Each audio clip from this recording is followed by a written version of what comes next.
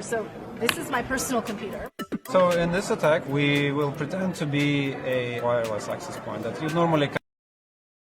So I am joined here by Mike Sasanskin from CNBC. You're going to show us how easy it is to hack into a computer. So this is my personal computer.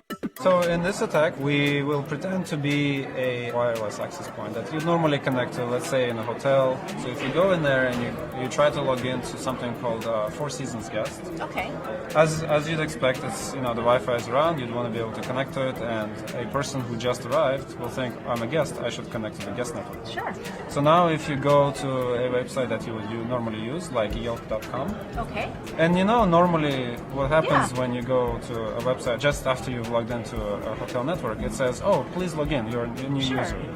So here it's asking for your room number and last name, which it would normally do. Right? And actually I can see your information show up here. And so part of the attack is that it tries to convince you that you need to do an update. Your machine is out of date and it's vulnerable. So you want to click on the download button because it's sort of convincing you to do this. And once you've executed, that's it. You already have been exploited. I can see it here.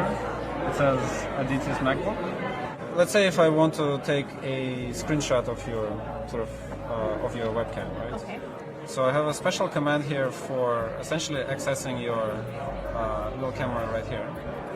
If I say execute, there we go. I just saw a green light pop up there. For a second. For a second, but now it's already too late. Now I already know what's going on around you. Oh wow. There we go. This particular attack, it recorded the picture, but you can actually record the video. You can also record sound if you wanted to. That's really disturbing. You can execute things on the behalf. So what I'm going to try to do is actually open the calculator application. Okay.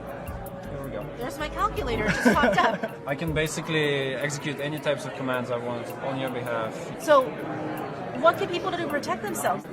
You should sort of be on the lookout for anytime you sort of do an action and then the computer asks you to do something on your behalf. Like, you downloaded something and it said, hey, please enter your password. If you didn't expect that to happen, maybe you should kind of stand back a little bit and say, well, does it normally happen when I log into a Wi-Fi access point? Or if you are logging into a network and you didn't expect to be redirected to an update page, you should kind of stand back a little bit and say, actually, I'm not going to download this until I go home and I can trust my Wi-Fi. Well, thank you so much. Great to see this. Glad to have the opportunity to hack your machine.